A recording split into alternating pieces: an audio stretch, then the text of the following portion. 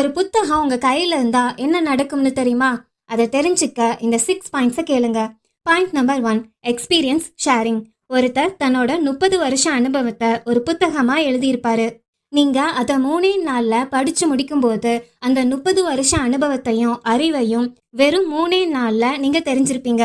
வாழ்க்கையில எல்லா தவறுகளையும் நாமே செஞ்சுதான் கத்துக்கணும்னு அவசியம் இல்ல.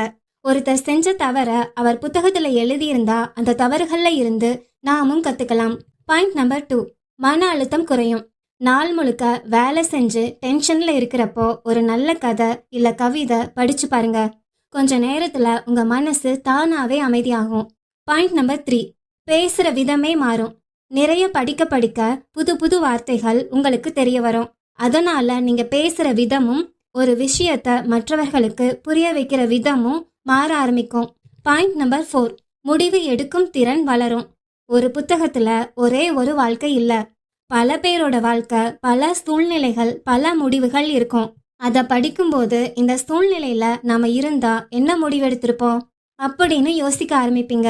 அதனால நிஜ வாழ்க்கையில ஒரு பிரச்சனை வரும்போது அவசரமா முடிவெடுக்காம கொஞ்சம் யோசிச்சு சரியான முடிவு எடுக்கிற திறன் வளரும்.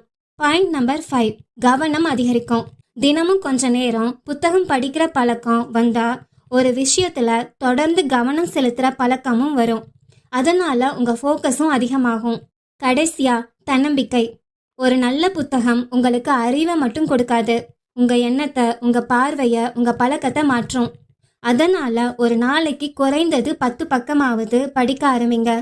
ஏன்னா நீங்க ஒரு புத்தகத்தை படிக்கும்போது வெறும் பக்கங்களை மட்டும் திருப்பல, உங்க வாழ்க்கையை மாற்றக்கூடிய புதிய எண்ணங்களும் புதிய அறிவும் உங்களுக்கு கிடைக்கும்.